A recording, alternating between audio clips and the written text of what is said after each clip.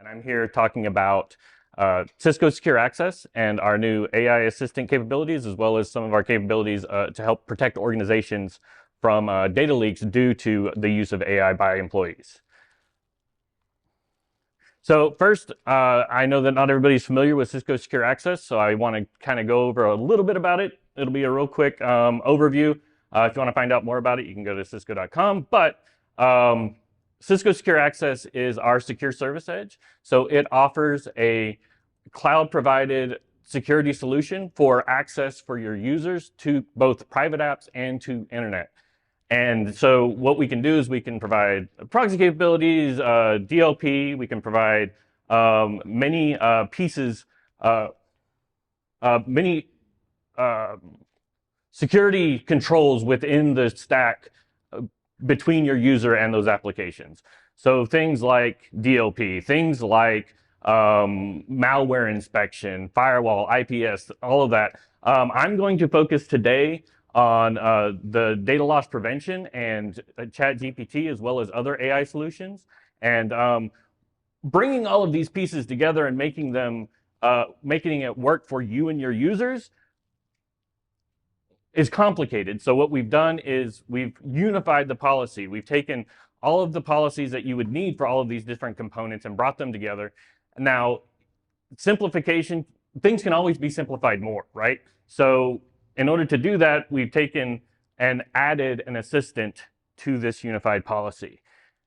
And what that can do is that can help you, it can help augment the administrator's capabilities as well as automate repeatable processes so that you don't have to spend time writing the same rules over and over again. So you don't have to worry about what rules are in the list and how to create those rules. You can just have your AI assistant do it for you, right? So, so we're going to talk about specifically the capabilities of the AI assistant to reduce the amount of time that it takes to configure policy. We've actually given some of these capabilities to our customers in the field to try them out. They found that it does reduce the time that it takes to deploy by about 70%, and so they can continue to go out and threat hunt and do other activities. And with AI being an asset to some organizations, we also know that employees are using them, but they're not always using them safely or in a way that is the best way for the company, either leaking company secrets, uploading code to repositories, or even sending PII and things like that out to the internet, or making it part of the AI's data lake, right? So we need to be able to allow them to use those, monitor that use, as well as prevent them from doing things that would compromise the company.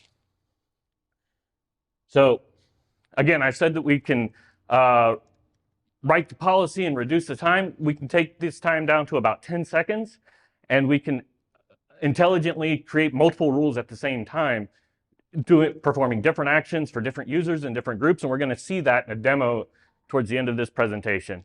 The other thing that we'll do is we'll look at how we can monitor and control your employees' access to AI and ChatGPT and other applications where they may be uploading sensitive data. So without further ado, let's get into the demos. The first demo will be a video. However, the second demo will be live, so wish me luck on that one. So basically what we're looking at here is there's let's just call him Jeff, sitting at his computer, and he is trying out some code. He's written this code, and he wants to upload it to ChatGPT and ask him a question. But first, just to show that he has access to ChatGPT, maybe he's looking up a recipe. He wants to know how to make pumpkin pie. So he types in, asks ChatGPT, hey, how do I make pumpkin pie? He gets his recipe out, and he's happy with that. He's going to go and bake his pie. But before he does that, he wants to know whether his code or not is going to actually run and work in production. So he's going to ask ChatGPT to check it out. So now that he's got that implemented, let's get that out of the way, maybe. You can see that ChatGPT doesn't know what he's talking about, right? So ChatGPT says, hey, something went wrong. we need you to resubmit. But what really happened in the background is we have secure access in between Jeff and ChatGPT. And you can see we've been monitoring all of his uses of ChatGPT. And we're going to take a look at one of the blocks and the information that we provide inside secure access when a block or monitoring action is taking place. So you can see it's blocked. You can see he's coming from a specific desktop. You can see that he is on ChatGPT. He hit the rule, and you can see snippets of his code. And we'll do this for PII and things like that. With PII, we redact parts of the well, social security numbers, credit card numbers, things like that, if it's in there. But we do give you snippets so that you know why we blocked it, and you can go in and you can create your remediation actions. Right now, we're going to look at what the policy actually looks like and how we design it in order to be able to block this. And it's not as complex as it could be, right? So here's the rule. We just have a data classification, and we have a severity level. So we're going to set the severity level to high. The data classifications are AI ML monitoring. We're going to dig into that one in a minute. But we're also blocking PII as well as part of this, this rule. And you can see we're just looking at the source code. And if we dive into what source code is defined as, you can see that it is a built-in data identifier, and it's going to recognize several different languages and keywords within those languages based on just checking a box and saying, hey, I'm looking for source code. So as we move through the policy, let's see where we're going next. So you can see we have other data classifications there. So as we have our data classification, we have our rule. We can edit that further.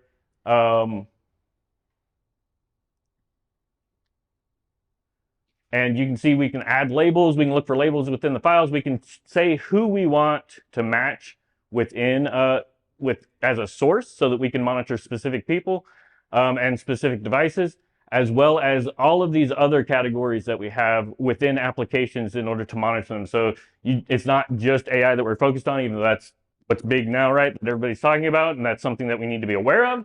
There's several other categories like social media and things like that as well within the list that we would need to be filtering or monitoring within an organization in order to protect reputation as well as trade secrets and things like that. You see we have OpenAI and ChatGPT selected of 2 of the 70 that we recognize. And as well, you can exclude destinations. We have our actions of allow or monitors or block or monitors so that you can do that. As well as we can't interact as ChatGPT, but we can send them an email and say, hey, we saw you upload this code and you shouldn't, we don't use AI or public AI to enhance our code or find out what's going on. We need to use our internal resources. All right, and that is how we protect organizations and prevent people from employees or other folks uploading either sensitive information or code to the internet. Just one question. Yep. The user notification can only be via email, or can you also give the user a pop-up or something like that? So for DLP, it's only going to be an email. For other actions like warn or block and things like that, we can redirect them to a page. But because that doesn't actually load another page, we're not giving them a pop-up. We're just sort of in between as a proxy. Kind of, if a developer that doesn't know about all this filtering would be just on a ChatGPT side, would look for him kind of odd until he checks his email. Yeah, so it's like, hey, my computer doesn't work. You might call support or something. But it's better to inconvenience a little bit than to be in the news the next day, right? Because now you're all of a sudden your meeting notes or top secret information is out on the internet and was discovered because somebody asked ChatGPT about it. And I guess on the classification, besides the predefined one, if you're good at regex, you can make everything happen? Yes, we do have exact data match, EDM and IDM, so that you can actually upload information and match whatever you want to match as part of DLP. So it goes beyond just recognizing ChatGPT. We've had this capability in the product for several years, right? So this is just an added capability because of the prominence of AI and folks using it at the workplace. How do you do this when a client uses Quick? So because this is redirecting them and sending them through our proxy, we would downgrade them to TLS 1.2 typically. So we wouldn't decrypt Quick. We would just downgrade them, right? Okay. So that we can decrypt it because we are in the data path. But okay, Cisco Secure Access still promoting Quick and Mask as a relaying proxy? Yes. Okay. So it's good for protecting data, for protecting your data, but you want to also be able to monitor, right? And control it. It is a fine line, right, to walk, but it is something that we need to be able to do, and we're working on other products, right? Actually using AI and other pieces to be able to recognize encrypted data within, or data within encrypted tunnels, right? So that we can find the fingerprint of malicious activity or things like that. We wouldn't be able to read, right, the actual data, but we might be able to recognize the IOCs and things like that within the stream. So, how is the support for Copilot? Can you do the same thing for a Copilot like you do for ChatGPT? I believe that it is in that list of 70. So I don't remember specifically. Copilot, I know Bard and all of those are on there, and like Bing chat. So as long as it's going to a web service and can be proxied, that's what we would see. Okay, perfect. Thank you. So, okay. So now let's perform a live demo of the chat assistant, right? So our policy assistant, or our AI assistant here, is going to help me write a couple rules. Now, when I first load it up, it goes ahead and lets me know that it's here, and lets me know that, hey, privacy, we're not sending this. We're not actually a data leak source either. We're keeping all this private, as well as we're not using this information, right? For any sort of anything, right? Marketing, anything like that. It's specifically to help you write rules, and we're building this across our firewalls, across XDR, and in secure access. So here we go. And yeah, we want to just make sure that, hey, this is natural language, so you can just tell it what you want to do in whatever way that you want, and we will provide feedback. And you have to verify these rules too. So it's not something that you tell it what to do, it does it, and then you've committed, right? These rules come in as disabled so that you can go verify them as you go. So here we go. We're going to create a single rule, but we can create rules with multiple. We're going to do that next.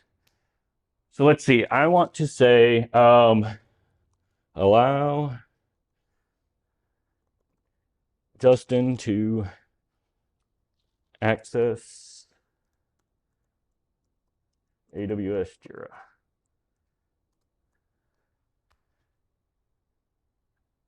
And so now, hey, it says that Justin matches multiple, so I have to select myself, and then I have to, oh. So it also says that, hey, you typed that wrong. So let's just type in Jira. So this is beta, as we have, but it is going through and checking everything. So we have two different applications defined. One of them is AWS Jira, so that's what I'm going to select and add. And so now it's going to create that rule for me. So it created rule 90, and it says generated by the assistant, right? I can look at it and I can review it, and that's okay, but I really don't want it to have that name. It wasn't exactly great, but let's go and actually tell it what name we want then, because we don't want it to just look like a random rule. So let's go up to our assistant here, and let's say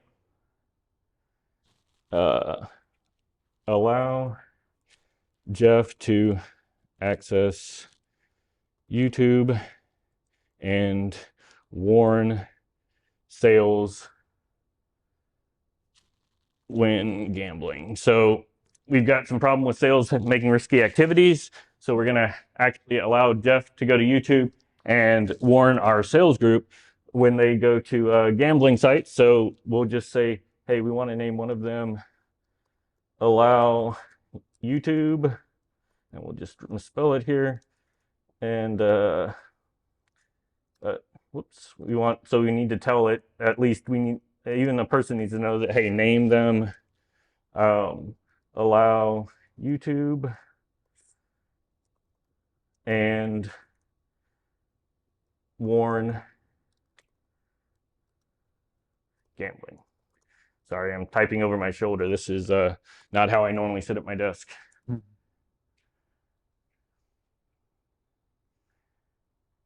All right, so you can see we have multiple Jeffs, so we're going to say, hey, Jeff Finelli. And I did mistype a couple things. I apologize. So obviously, so let's just say streaming video, access to streaming video. Or, you know what? We're going to allow them social media. So I know that we named that social networking. So we'll name that social media. And I believe, yep, I have too many spaces. So for example, if you hit the same policy twice, what kind of alert? If you type in the same policy twice. For example, it's already a list, then it will Right. trigger. So we do have that capability for our firewall. And what will happen is in the firewall, I don't know why it's adding that extra space for me. Let's just say allow. Name wrong, by the way. I think it recognizes that though. I think it does have some editing there, but I appreciate that. Wow, it keeps resetting me to YouTube.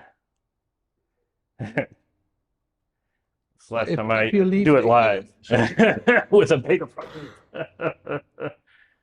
I mean, So if I leave it, it's going to keep asking me to clarify. Go ahead. so if you leave, for example, you type in YouTube. So if you leave the E, it still understands what you want, or you have to be exactly written YouTube. No, so it has recognized misspellings in the past, and I've done these exact ones. So I don't know why. I've got the demo gremlins at this point, but let's just say warn.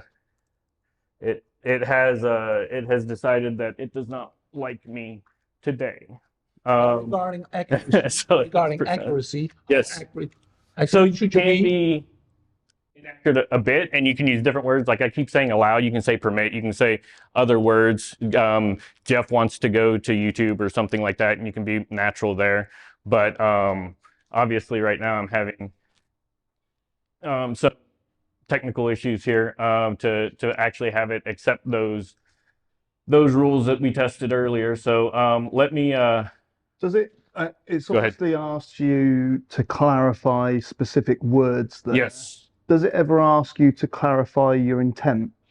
Like, does it ever ask you like clarifying questions on what you're trying to do? I haven't tried that. But yeah, Try allow any. it does do that. I'm hoping that fires a warning. Well, so it's disabled, Yeah. and you can you go review it. Question, it Right. is correct, Yeah. right? Yeah. So it actually doesn't like you to do allow any, and it tells you that's Yeah, wrong. I think which I've done. I was more thinking, So- so things like where you generated that rule and Sorry. it just randomly made that name Right. that wasn't helpful. Yeah.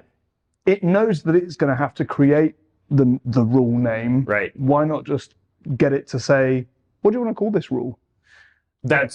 That's true. So as we move forward, that is something that we would absolutely want to build into the product. Like, hey, if you tell me to do something, do you want Here's me a to give checklist you of right? things that I need to know. Exactly. to do And it does prompt you as soon as you come in, hey, I need no source destination and rule action. But yeah, if you don't give me one of those, it should respond, but it doesn't today. But that is something that we can definitely develop for. So, okay. So, you know what? We have how much time left? We have 25 minutes. So I have this recorded as well. So why don't we do that, since apparently I can only create one rule today that way.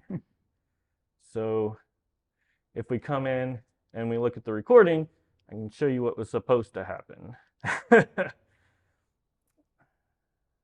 Let's get past all of this. Yes. As soon as we... All right. So you can see, same sort of thing, allow Naveen to Jira and name the rule access to Jira, and it responds with, great, I've created a rule for you, access to Jira. And you can see it's a private access rule because Jira is a private app within this organization. And so we can set that destination and we see that it's disabled. I've checked it out. I know that it's written correctly. I can come in and enable it. And now I'm allowing Naveen access to Jira. It's not in a way that you have to do it, you have to add it manually, right? If you want to add it. It's not, Yes, you would edit. Just added this one. Today, yes. In other testing and in other products like our firewall, we're able to say, hey, this rule already exists with allow for Justin, so we're going to add Naveen to that rule, right? So there is intelligence, there is roadmap to build this to be more intelligent and access more rules, but today it's going to just create the rule. And that's why we're beta and testing it and moving forward that way. Can you ask it, do I have a rule that does? You can for the firewall. You can't do it here. Right, okay. Yeah. So, and you can even, we're even looking at things like, hey, tell me the top 5 rules that are hit. Tell me which rules aren't being hit. Tell me, like all of those types of things. And even looking into, hey, what happens if Justin tries to go, right? Like, what is the action? What does he get monitored? Does he get blocked? Does he get warned? Things like that. Will it flag up if there's a conflicting rule? Okay. Yeah. So again, that's something that's being developed for secure access, but for the firewall, it will look for shadowed rules as well as rules that would conflict. Like, hey, you're saying allow any, but we have another rule for this that says block, right? Have you also feed it so the CDO one knows all the documentation? So I tried out several stuff. So how do I do X, Y, Z? And give me a very detailed, you have to do step 1, 2, 3 to accomplish this. Have you this portion also here integrated in the secure access? As far as getting some sort of instruction on how to do something? Exactly. I don't know. I want to onboard an umbrella API integration, whatever. And then, so that does bring up a good point, actually. So this is right now a policy assistant, but it will be throughout the product, right? So to your point, API configuration, on the API configuration page, on the reporting page, anywhere that you are within secure access or in the products that we're building the AI assistant into, you would be able to ask it questions about that section, right? I don't know what those questions are today, and I don't know how we're training those exactly, but that is definitely on the roadmap to build this throughout the product, not just for policy. so the CDO implementation is one step ahead of that. Yes. One. Yeah. Okay. Exactly. Got it. Exactly. Yeah. I believe we started with CDO and XDR, and now we have secure access. There's a little bit of difference in architecture because this is all cloud-based versus those those started out, right, and were a lot longer to Yeah, solution and often for that. for us, if we want to do something just one time, it's tedious to read all this documentation, can save some time. Yeah, so it's also a good use case. Absolutely. And I as much as I like to read manuals going to sleep and things like that, it would be nice to ask the question, right? And so absolutely, those are things. The reporting function, can it only create things, or can it do reporting on the firewall policies already? So for firewall, right, it can, but for secure access, it's not going to do that. Okay. Yep. Because it's also great, just sharing. I love it. So show me all the changes over the last 30 days in this policy by name and time, and then you have a nice table and it's instant created. Well, I was thinking, like, show me the ones that aren't even touched within this amount of time. Right, yeah. Remove them. Yeah. And like we have the audit log that actually shows us all of the things that we've done within the AI assistant, as well as if you do it manually, do it the old-fashioned way, right? It's going to tell you, so you would be able to have that AI on that page to help you go through the audit logs as well. Is there a plan to do the querying besides just the auditing? Yes. Or just the creation, the plan? Yes, Do you know, absolutely. like, I When? don't have timeline. No. That's I okay. don't. So disappointed. I know. Good try. Yeah. Yeah, just a side note on that, there were in the past a lot of third-party firewall auditing tools additionally and so on. Yep. I think you pretty much covered a lot of their use cases with this AI integration. Yeah, so will be, let's say, a tough sell for a third-party product because you can give basically the reports and all that already out with that. Yeah, so Right, and it helps onboard new folks, and especially if you can ask those questions and you're maybe not familiar with the rules that are inside there, then you say, hey, what are those rules? What are they doing? And get spun up much faster than scrolling through and trying to figure out which one you're going to hit. Right? You just ask the assistant. because you mentioned future, also the DLP portion. Yeah, Mhm. it's kind of a special skill, often very regex related, and this is perfect for, I think, such an implementation. Yeah, to help with DLP policy creation. Yeah. Yes, and the other identifiers that you saw in there were like PII and there's one for GDPR. There's several pre-built identifiers that you don't. It's just a checkbox, just like it is for source code. We're just highlighting the source code here. So you've got several categories that are probably around 80, I think. So there you've done individual users. I assume you can do groups. Yes. In fact, we may have even done a group here if we haven't. But I made it so that you could say sales in the other one because I did have a group named sales. And actually, let's see, did I keep that up? Let's just make sure I'm in the right. Yeah. Yeah, no, that's right. You did say Yeah. sales, didn't you? Yeah. I did. And so I don't need to add a rule. That's the way I normally do it. But let's actually, we've got 18. I think it's time to move on to experience insights. I just want Trying to make this dashboard work. Is there a kind of a wish list that people can or companies can do a wish to add some? So we don't have that in Secure Access to be able to set that. That is something that we need to put on here. We do talk about that in the introduction to this, so that's definitely something that needs to be on there, and I'm sure that we're building that. I haven't specifically dug into that portion of it.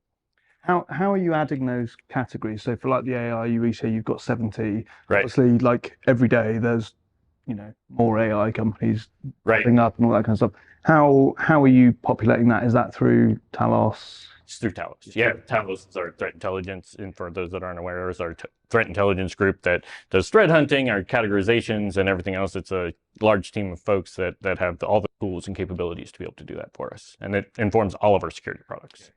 So, absolutely. Okay. All right, and so without further ado, my esteemed colleague Fei Li here will talk to you about experience insights and how you can monitor and troubleshoot user experience. Thanks, Justin. So my name is Fei Li, and I'm another TME on the Secure Access team. So we're going to transition topics a little bit right now. So what I'm going to be covering is a new feature within Secure Access called Experience Insights.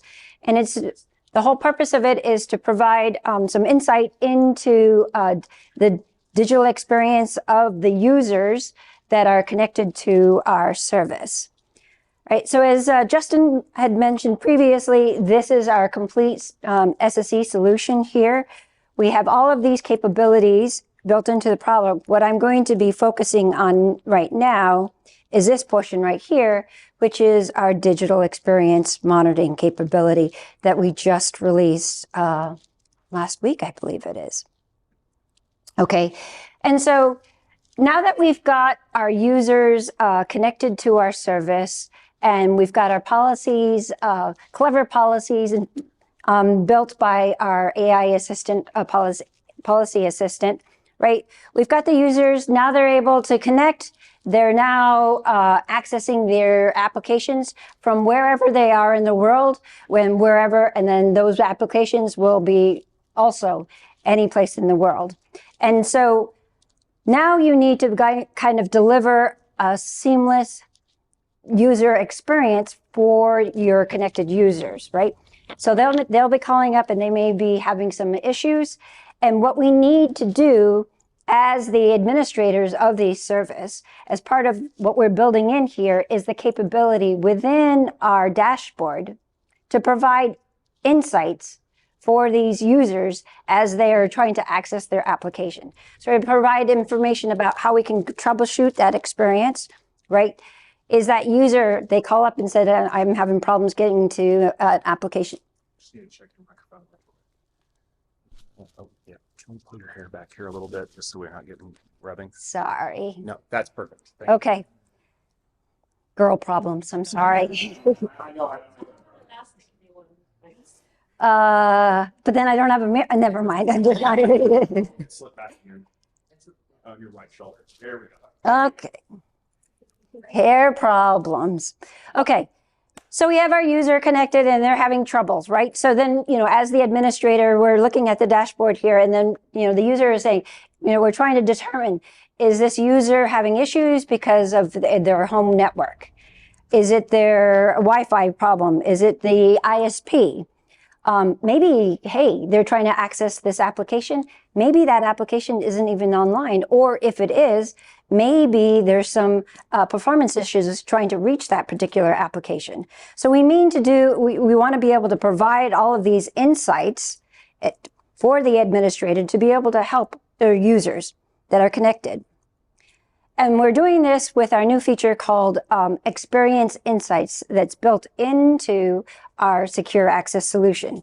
And again, with this, it's powered by Thousand Eyes, Cisco Thousand Eyes. And with the help from Cisco Thousand Eyes, we're going to be able to provide some insights and go ahead and monitor the endpoint performance like CPU, memory, their Wi-Fi connection, monitor network performance from, let's say, the user, wherever they are in the world, connecting to our service. That's where there might be troubles there, as well as from our cloud infrastructure, right? They're connecting to our cloud infrastructure and they're going to exit our cloud to reach those applications. From our cloud to those applications, what's going on there? That'll give us a kind of an end-to-end view and try to help the user kind of figure out why they're experiencing some problems. Right? Yes, pure troubleshooting. Exactly. All right. And just Thousand Eyes is a long-term Tech Fit Day presenter, yeah. Okay. We know pretty much the capabilities, but this is now integrated into the SSE dashboard without us having to go to an extra dashboard to view the monitoring, yeah. Exactly. And so what we are providing within Secure Access is the monitoring capabilities powered by Thousand Eyes within our own dashboard. And what you're going to be able to view are the users that are connected to our service. That's the information that we're going to provide you. And this integration that we have with Thousand Eyes, you can directly, if you're an existing Thousand Eyes customer, you can integrate our Secure Access org with that. If you don't have Thousand Eyes subscription, as part of our service, we're going to provide you a Thousand Eyes org with only enabled with the capabilities to be able to monitor the users of our service. The additional capabilities of Thousand Eyes, you would need to go ahead and purchase the right subscription. So everybody capabilities. So everybody who worked with Thousand Eyes will feel like home, yeah. Yes. Yes. It's possible also to monitor users that doesn't have the agent. I mean, only from the cloud to the service, like Internet of Things that connected to the SASE. So your question is, can we monitor endpoints that don't have the agent installed? Yeah, traffic that don't have the agent, basically. They have traffic, but the agent, the Thousand Eyes endpoint agent is not installed. We cannot do that. We're only monitoring. This data is coming from the Thousand Eyes endpoint agent that's built into the Cisco Secure Client, and that's part of the Cisco Secure Client where the users are using that particular client to onboard themselves to our service. So within the Secure Client, there are several different modules, right? So there's the module for AnyConnect Remote Access VPN. There's also a new module as part of Secure Access, our Zero Trust Network Client Agent. That's part of there, as well as you've got the traditional umbrella roaming module there. And then when you're installing that agent on your endpoint machine, as part of that, you could also install the Thousand Eyes agent as well. And so with that installed on the endpoint machine, that's how we're getting the data from the endpoint machine and sending that information into our dashboard for the administrator to view. Does that make sense? Was nicer when the names were like AMP and umbrella. Now everything is secure. It's confusing. Yeah. Yeah. And what is in the, is this one in the integrated in the security end user agreement? I mean, this feature? The security end user agreement? In portfolio.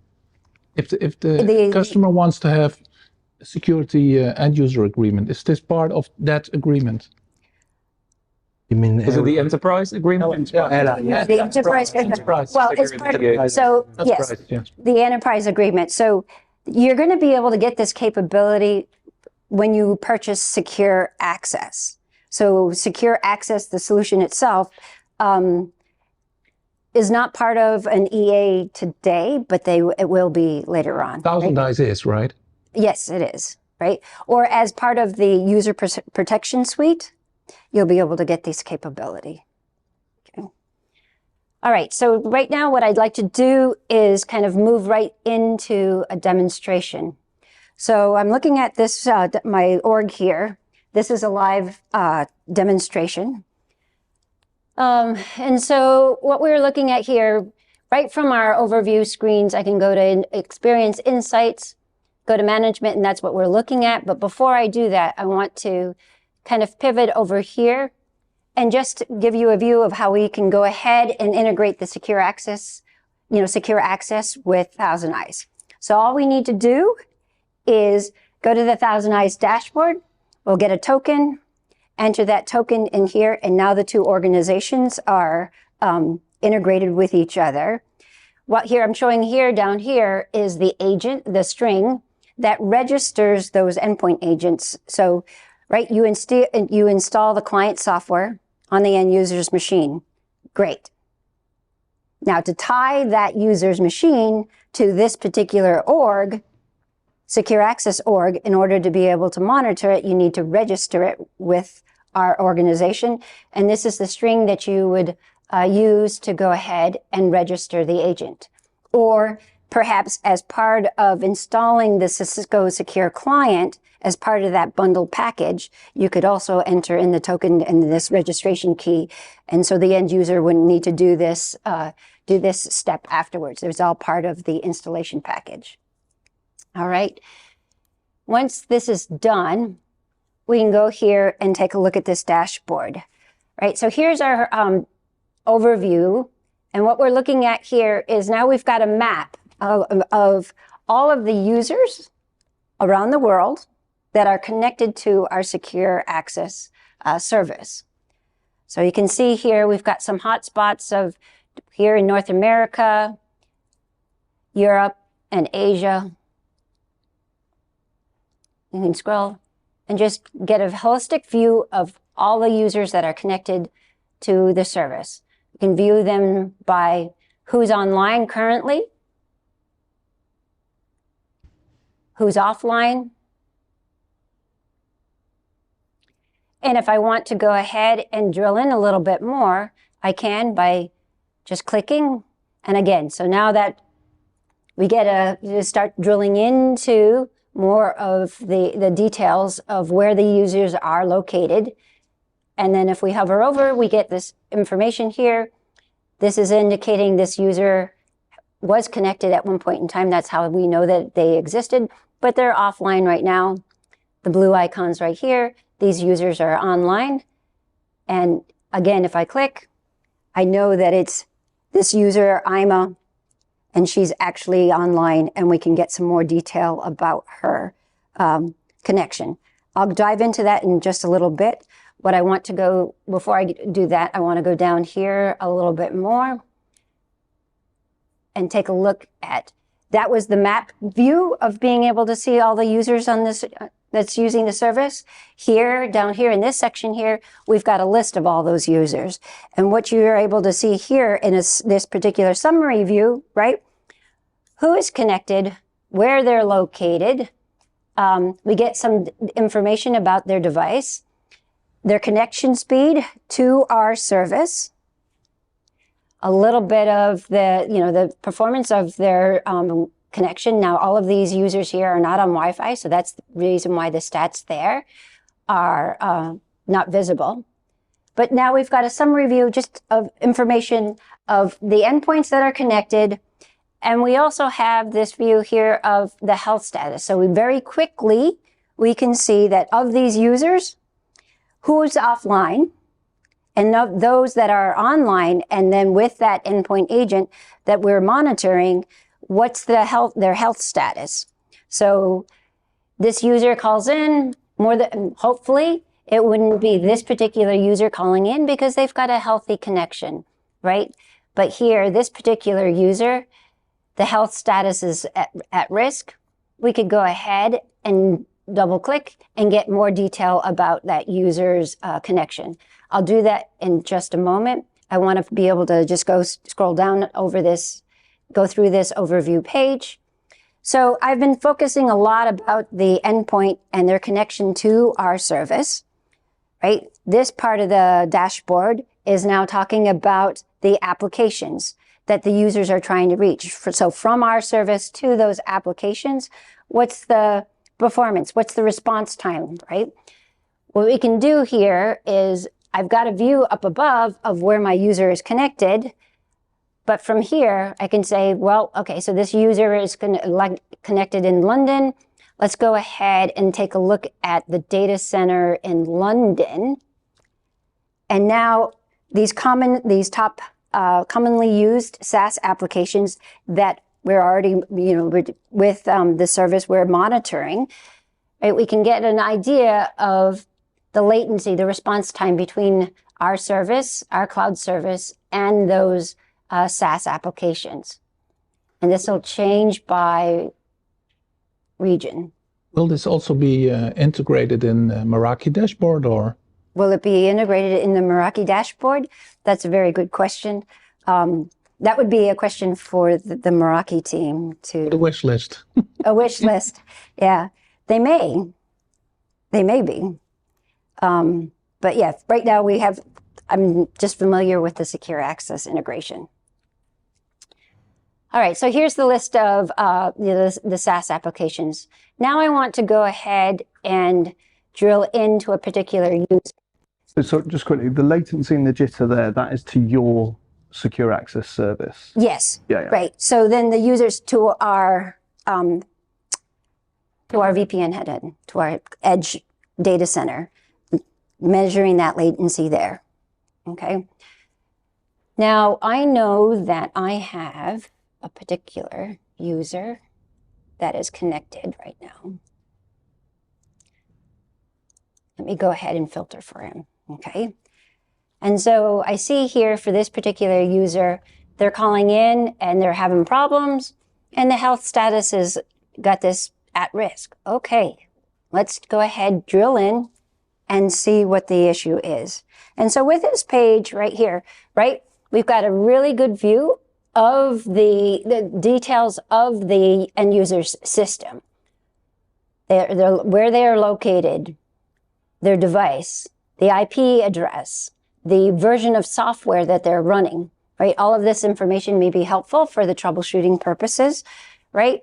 And then down here, in terms of the endpoint performance, measuring, you're familiar with the Thousand Eyes agent, right? Measuring the CPU utilization, memory utilization, their connection to the network. All of these kind of details, as we know, are pertinent to being able to troubleshoot why they may be having a poor experience trying to reach a particular application. So more and more client analytics, right? This is specifically client analytics, yes. Are you pulling out things like laptop model, wireless NIC, you know, the actual model of the NIC that's in the card, the driver that's running on that? Because there could obviously be a problem with the physical hardware, but there might be a problem with, say, the driver. So it might show that you've got bad Wi-Fi experience, and this, I guess, would say bad Wi-Fi experience, but it doesn't necessarily tell you why. It will tell you your signal's great or your signal's not great, but you might be right next to an AP and it still give you bad performance. Does it give you any of that? Okay, so it's a very good question. And so the information that we're getting is the information from the Thousand Eyes endpoint agent. So that particular data, the data that we get is what the Thousand Eyes agent can provide us. That's client analytics. Because you want to have more information about the client, for NIC, Wi-Fi signal, RSSI, SNR, etc. Comes from the endpoint client. There's a couple of things here. What we're looking to do in this screen here, or in this view here, is to identify the domain of responsibility. Yeah. So therefore, you're absolutely right. You want to know what's happening on that level there. But from what we're looking at, we don't have hooks from the endpoint agent to be able to see that level in interface. Now, we mentioned earlier that obviously as part of this, you get the org, and the whole idea is to have this data in the context that the security people need to understand within here. But you can, and you'll see in there, the launch Thousand Eyes, you can pivot into Thousand Eyes 1. So we've identified the problems on the endpoint. You now pivot into Thousand Eyes console, and that's with a different silo or different group. Again, we still can't see the interface and that level, but you have more information. So soon you'll be able to see things like process ID. So, and they're relevant to consumption, things like that. So, sorry interrupting. NIC is shown very nicely there in the middle. The what? Look at local network. There you see the adapter. Yeah. All right, and so right here in the center here, what we've got we've got a nice view here. So here's the destination. This is our cloud edge over here. This is where this is the data center that the user is connecting to, the IP address of it, and then measuring the connection from the average latency, jitter, and loss from the endpoint to our cloud edge. So here are the metrics that we're receiving, right? And as we can see here, we've got this particular endpoint CPU utilization is pegged completely. And so we've got, healthy, green, at risk, and then the red would be warning, warning, warning, something is seriously wrong, right? And whenever we get that type of information, we have some suggested remediation actions presented to suggest to the user as to how they could help better their connection to the application. We're also... This information stored in a time series database, so you can scroll back and understand what the user experience was, or is this only a real-time view? So this is a real-time view. We don't really capture much. We're not trying to keep the data. We're trying to provide you a real-time view. The most data that we hold is maybe up to 4 days for the endpoint. So you'll get a little bit of a history there. So that loss percentage is calculated over what time frame? Every couple of minutes, I think it is. Okay. So it's refreshed every couple of minutes. Okay. Yes. Trying to provide you that real-time information here. And then also as part of the service, right, we've got the endpoint information. We've also got automated tests, trying to just monitor some of the common SAPS applications. So in this integration, what I wasn't able to show you because I already integrated it was part of it. When you're integrating the two organizations together, you'll be asked, of the common SaaS applications, WebEx, so on and so forth, which ones would you like to see data on? And I happen to choose, Cisco WebEx. Okay. All right. And so now we're monitoring, we've got the application score. So, looking for this user, even though their their CPU utilization is pegged and they may be having some issues accessing other applications, at least WebEx is working quite well. And then again, down here, we can get real-time data of the latency loss and jitter of the application. Now, that score, sorry, is that just like a set standard SLA that has been decided by someone, or is that something that you can adjust? You could say, I need it to have X, Y, Z.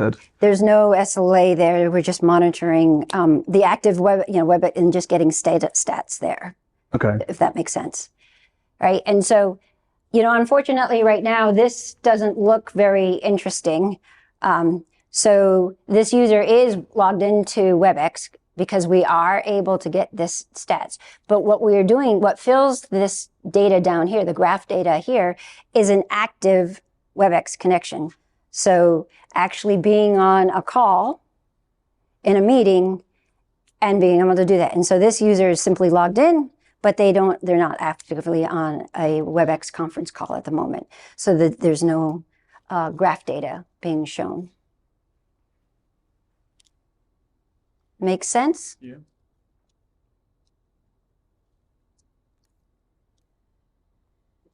Okay.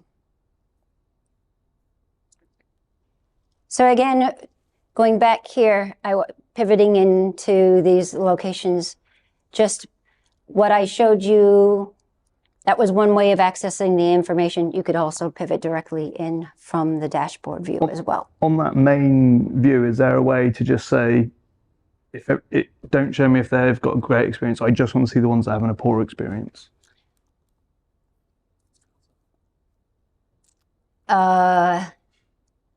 Yes. So this is the version that just shipped. I think we will be building that. There was a filter. It's not there right now. Okay. You can also see the MOS score, for example, out of a WebEx conversation, out of the client. You can see all those kind of statistics. Yes. Out of the client analytics. Yes. You can also see the MOS score. That's probably going back into the 1,000 eyes thing, right? So it's probably, that's just to say, look, the problem isn't here, it's at the end point. Go into 1,000 eyes and have a look. Sorry. So to do a MOS, I need agent to agent, so I need RTP. So what we actually do from the endpoint, what we're doing here in the dynamic test, the automated session test, is we're essentially validating the network conditions. So what would it be to be able to run RTP over that? So we're not actually producing a MOS or an R factor or anything around that. We're saying these are network conditions, and then sort of computating up, say this is the experience score you get for that application by combining the latency loss and jitter. Cool.